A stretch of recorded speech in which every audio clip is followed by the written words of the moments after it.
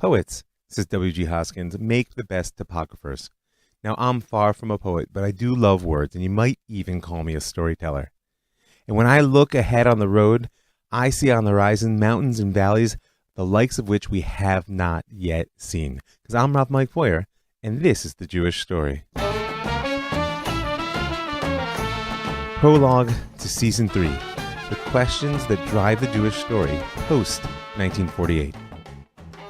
Now, we all believe we're actors writing our own script, or at least we see ourselves as free will agents moving in an undefined world, and I largely agree with this assumption. But nevertheless, it's important also to know that our lives and the lives of nations take place within a complex space, and one that's not entirely of our making or even our choice. And the question is, how do those two work together when it comes to our story? Well, first of all, I deeply believe that we have to cultivate the consciousness that we are indeed free. And we have to take action within the belief that not only do our choices matter, but that they can change the world. This is the deep power of the divine within the human being, our ability to transcend any story and really make the world happen. At the same time, I feel we have an obligation to use our best tools to map the topography on which our lives, or the lives of our people, are playing out. And that's because, to me, topography is way more than a physical phenomenon. Every story, be it fiction or non, has some sort of landscape on which it unfolds. And for the present purposes of introducing Season 3 of the Jewish Story, I want to say that the topography of a story consists of three essential elements, not surprisingly, past, present, and future. So first we have the inherited structures of the past. These can be economic, social, intellectual, what have you. Right? A lot of this is the root of the progressive discourse around structural violence. These aspects of power that are built into our social and political structures. It's also a lot of the critique that Marx made when it came to economics.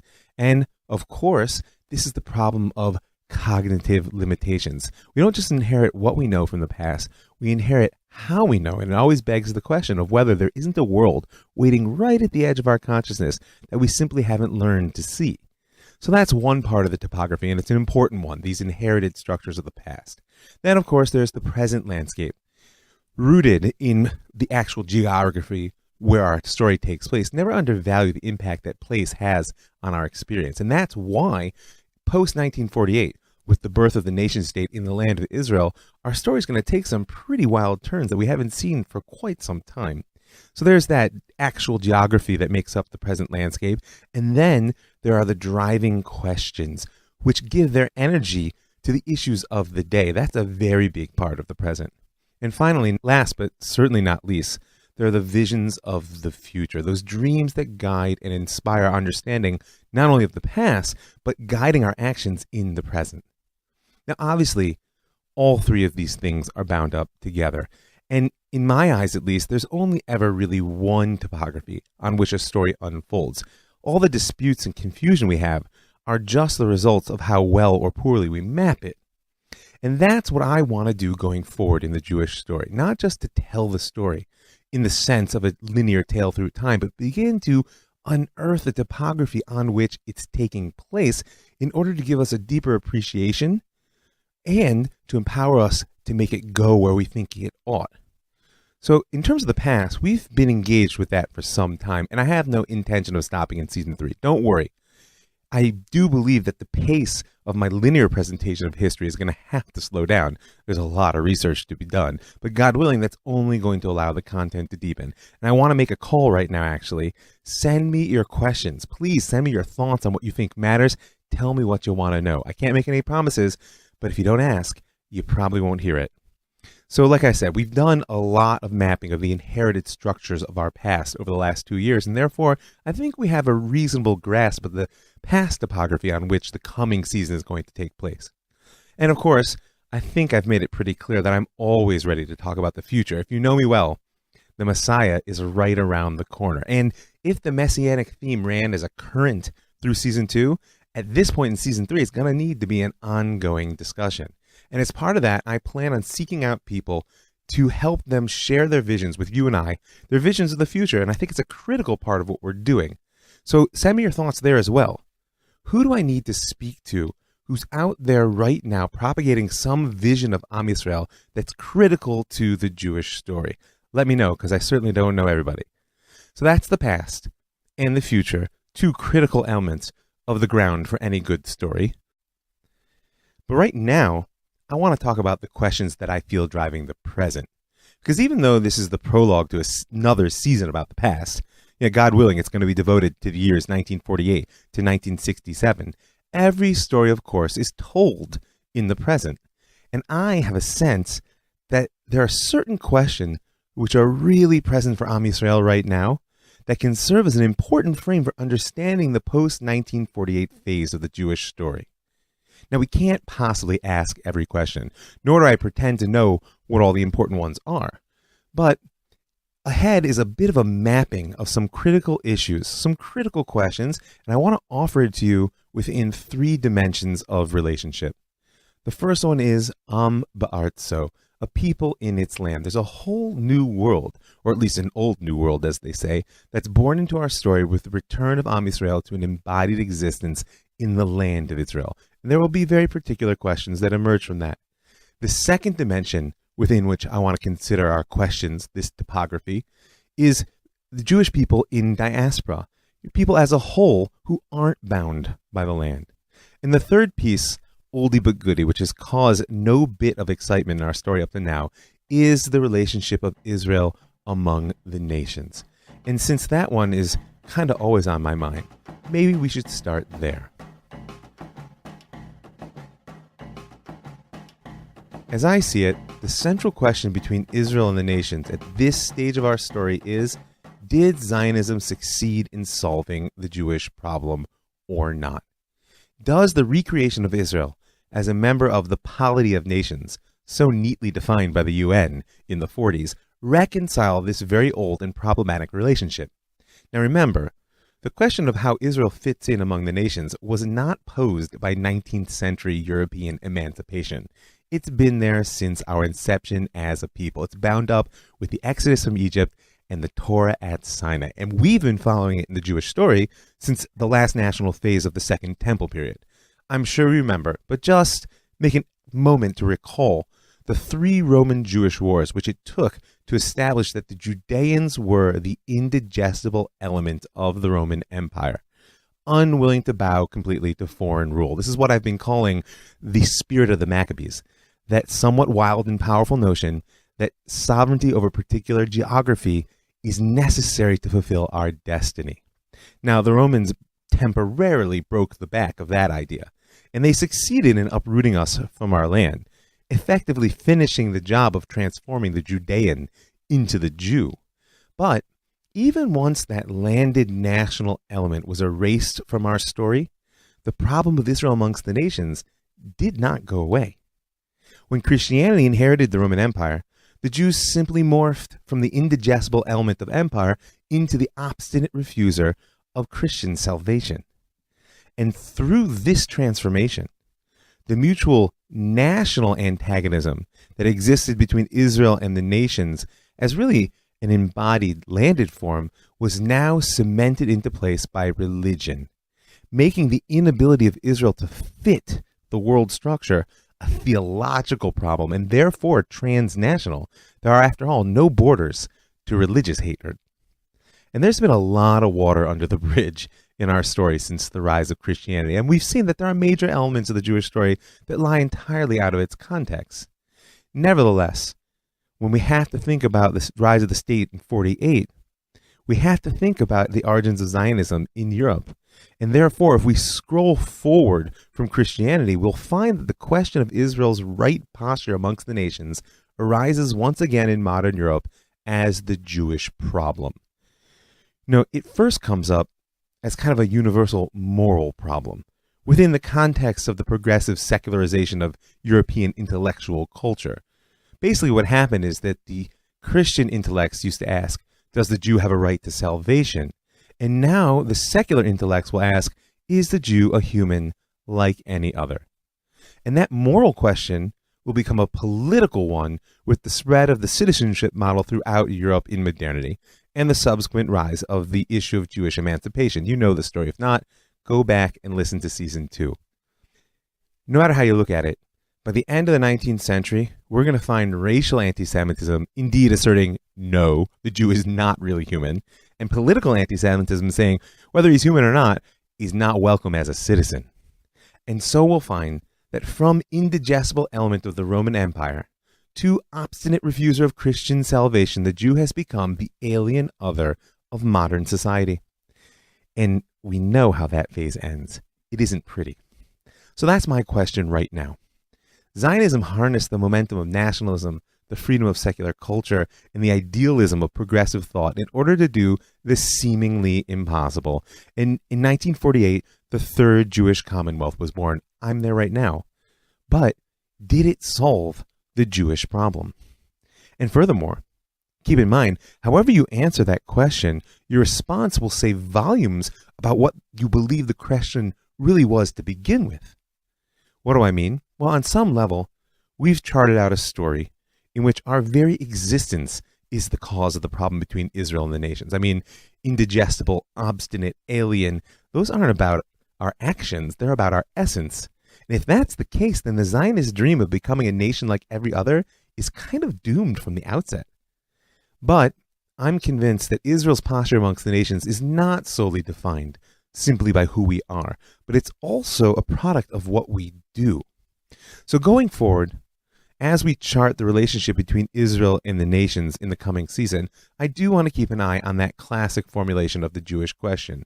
How are we and the nations going to get along? And that's a problem to be solved, one which the Zionists may or may not have figured out.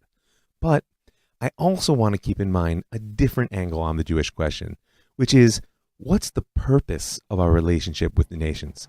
Because I'm interested in looking at the Jew not just as a problem to be solved, but also as a mission to be fulfilled.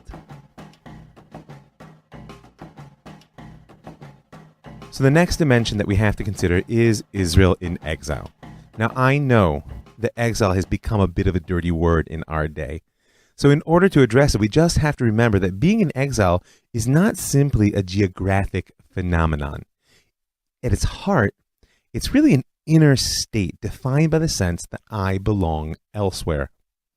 And once you internalize that, you realize that exile doesn't pertain solely to the national historical plane of existence. It can begin as an individual's experience of alienation from essential self. We do things, and sometimes we judge ourselves saying, that's not who I am, that's not what I want to do. And in doing so, we experience a sense of alienation. Now notice that alienation is rooted in the notion that I am other than I'm acting, meaning I have a core sense that I've drifted away from where I really belong and I'm living in personal exile.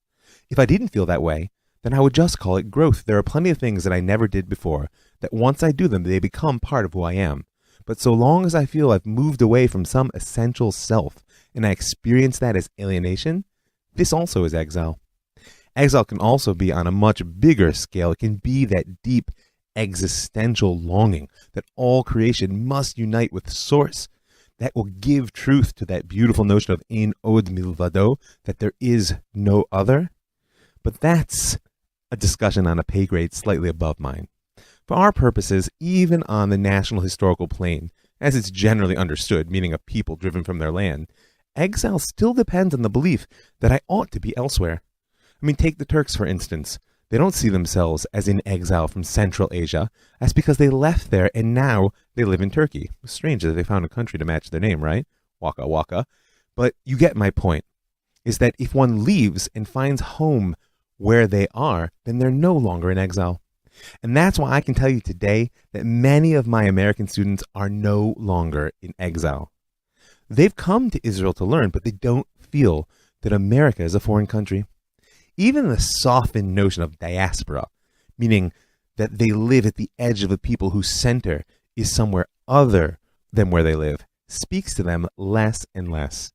And in the coming season, we're going to pursue the development of that consciousness, because upon investigation, it turns out to be a powerful and very interesting parallel to that foundational Zionist notion of shlilat hagalut, the negation of exile.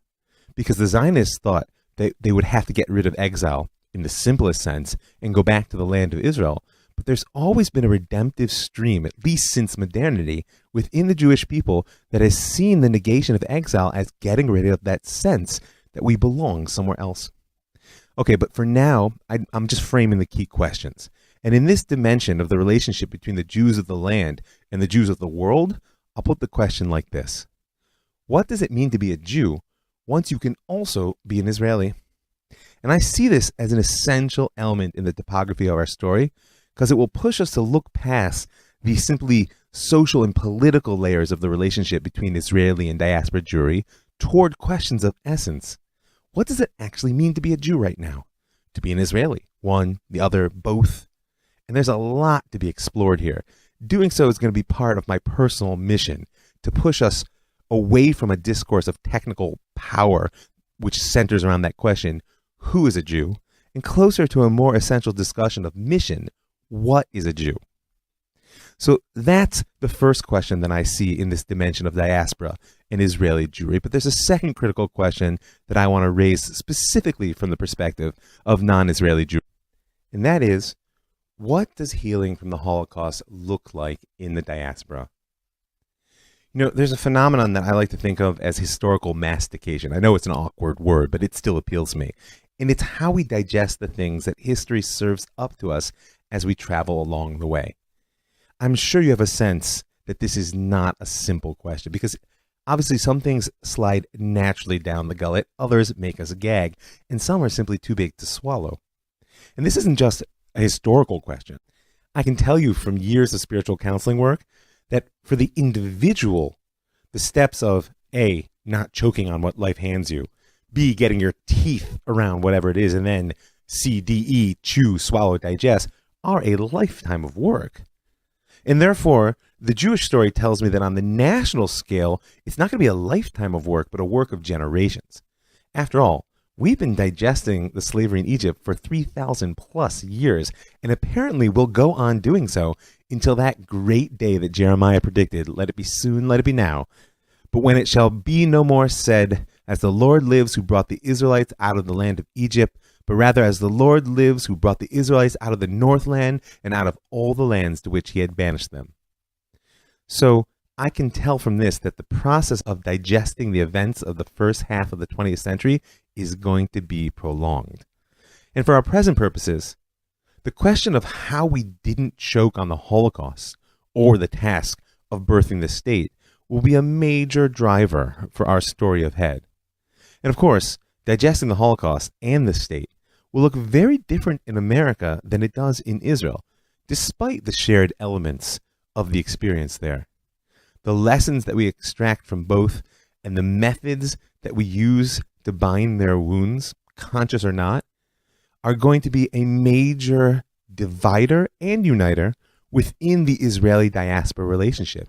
And they're going to cast a very heavy shadow on what it means to be a Jew post-1948. All right, last dimension. Now, we began with the posture of Israel amongst the nations and what 1948 means to that question. In other words, did the Zionists succeed in solving the Jewish problem with the birth of the modern state? And then I asked about the relationship between Diaspora Jewry and Israel and what it actually means to be a Jew now that you can also be an Israeli. And it might just be when I asked that question that you heard the echoes of an equally complicated problem. And that is, what does it mean to be an Israeli if you're not a Jew?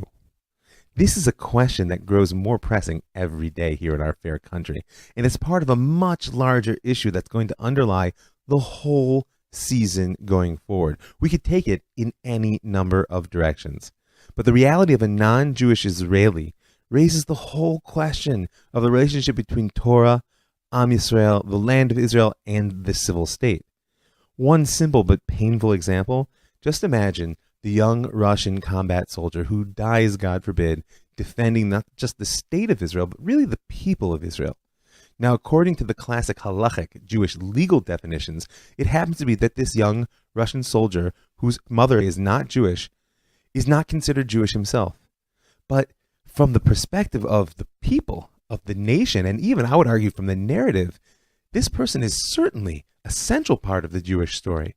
And so it comes to a head that, on one hand, the religious discourse does not allow for burial in the same cemetery as his fellow soldiers. On the other hand, the national discourse wants to elevate him as high as the Holy Throne. You see the challenge here? And I can boil that challenge down to a very basic question which lies at the heart of this dimension, Ba'artso, a people in its land. What does it actually mean to be a people in our land?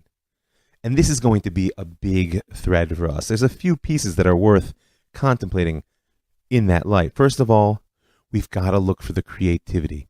Moreinu Rabbeinu Rav Kook tells us that one of the real signs of the Jewish rebirth, of the rebirth of a people that comes from our re-entry into the land, will be the rebirth of our creative energies.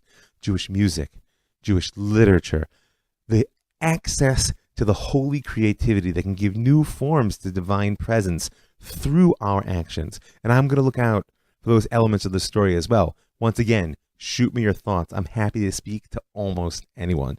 That's one. Number two, we're going to have to ask the question about the impact of simply being home, of settling, if you will. I hope you remember that back in season 2, and actually season 1 as well, we started this theme of the notion that Am Yisrael in exile was an emulsion. It all started with that story from my daughter about her first Divar Torah, when she took a fork and some oil on top of water and began to stir and said, just like oil doesn't mix with water, so too Israel doesn't mix with the nations of the world. And I told you that I became fascinated not just with the obvious fact that oil and water don't mix, but with the fact that as you beat the oil with the fork, it breaks up and ceases to mix with itself as well. It becomes an emulsion, bound together by an internal cohesion, which we Jews know quite well, but separated each glob of oil from the next by an external phobia. The fear of the water not only holds the water off, but ends up dividing each little glob of oil from the next. And that's so much of our history at this point.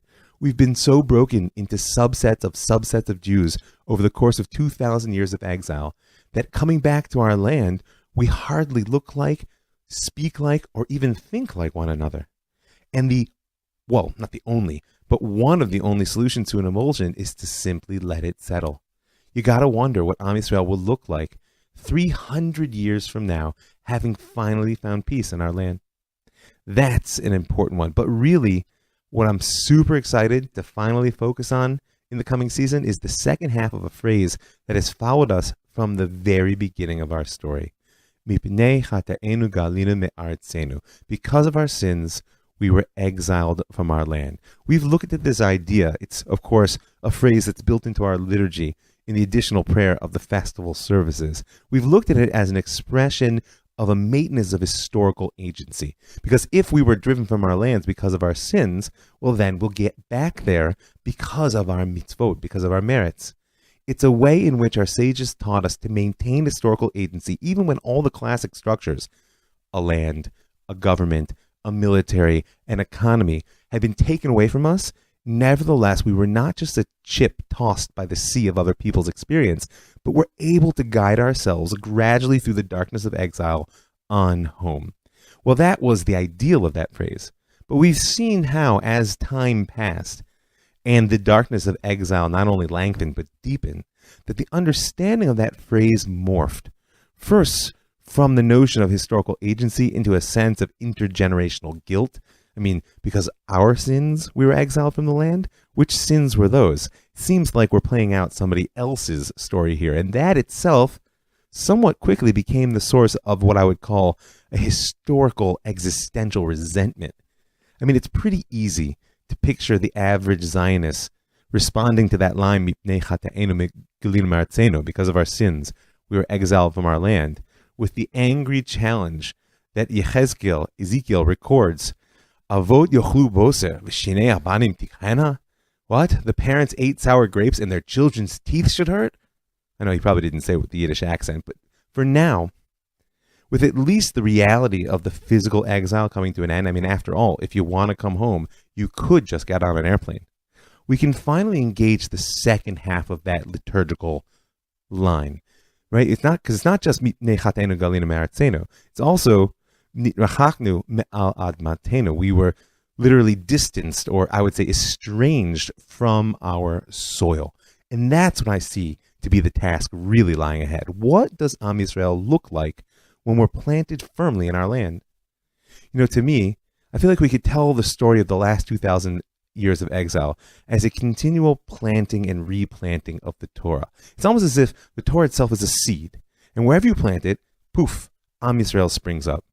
You plant an acorn in North Africa, comes up as an oak. In Spain, comes up as an oak. Poland, Babylon, Brooklyn, wherever. Now, it's true that according to the soil and the climate and the growth conditions, each oak will look different, but they're all oak trees.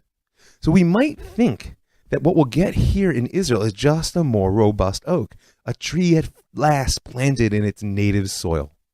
Or maybe, just maybe, what it actually means to finally be Am Ba'artso, a people in its land, is that we'll discover that the seed metaphor is not entirely apt, and that when we plant Am Yisrael in its land, it's going to bring forth a growth that we've actually never seen. Now, there's so much to be explored there, and it's tied deeply, if you're familiar with it, to Rav Kook's notion of Torah Eretz Yisrael. What is the Torah that comes out of that mysterious and powerful combination of the people of Israel with the land of Israel? So that's going to be yet another question that we'll pursue in Season 3. There's one last question in this dimension of Am Ba'artso, of people in its land, that I want to put out there before we wrap up. And that's a parallel to what we asked before. What does healing look like here?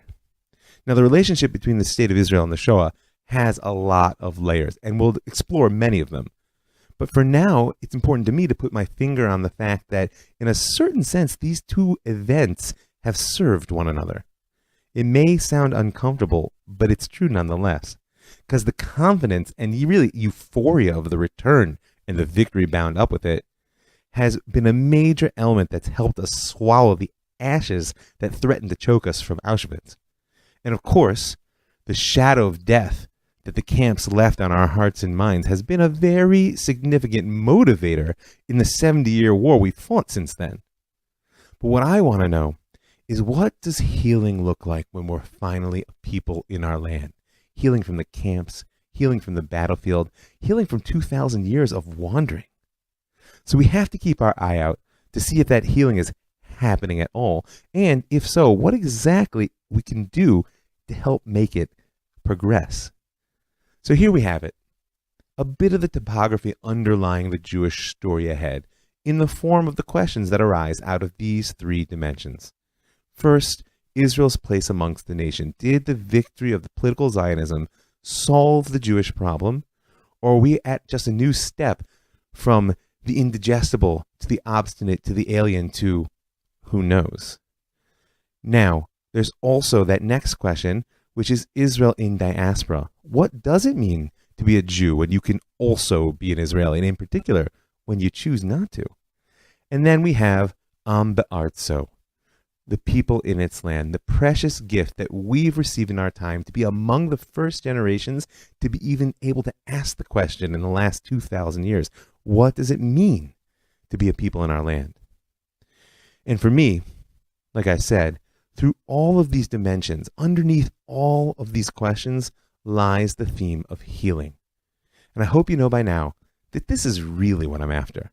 It's true the tagline of the Jewish story is telling a story of the past in order to build the present identity, which is motivated to get us the future which we want to live. But that itself is about telling a healing story. Where else does motivation come from other than knowing the source of my pains and being committed to fixing them? And I'm deeply concerned with the fractured state of our people after the long exile, and in particular, after the 20th century. You can ask my kids. I weep every day about the Shoah, sometimes openly. I'm also quite alarmed about the raw wounds of our 100-year war that we're fighting here, that war of conquest, and therefore wounds that we share with the Arab peoples all around us. I'm also concerned about the fact that it sometimes seems to me that there's a certain element of psychodrama in those wounds, that we may just need them right now for reasons that are less than clear. However, with those things, I have to say, on some level, I'm most broken by the thought that the Ribono Shel Olam, that God wants so much more for creation. that we as a species, we as a people, we as individuals are capable of telling a story that could bring the whole world together, and we're not yet doing it. So that's the goal going forward, to tell our story and at the same time to unearth the topography of that inheritance of the past, the questions driving the present, and the visions lighting our future, and to do so in a way that will bind creation back together. So as long as we're here at the end of the prologue, that's the beginning of season 3, I want to invite you to take the time right now to help me make history. Go to www.jewishstory.co. There in the upper right-hand corner, you'll see a little box. It says Be a Patron, and you can click on through to give a little bit of per podcast support. And I'll say thank you now, because you'll be joining all those people who give their hard-earned money to help make the show possible, to keep it free and make it widely distributed. Don't hesitate. If you're not up for a per podcast element, I encourage you to dedicate a show. People are doing it all the time. You can reach out to me at ravmikefoyer@gmail.com, or you can find me on Facebook at ravmikefoyer or the Jewish Story Podcast. Just let me know. I'm happy to dedicate a show both to the living and to the deceased. So as long as I'm at it, I want to thank the Land of Israel Network, that's thelandofisrael.com, for making a platform that allows me to reach so many amazing people. I want to thank the Pardes Institute, pardes.org.il, for building an educational institution that allows me to teach such wonderful Jews. And I want to thank you for listening. I'm Rav Mike Foyer.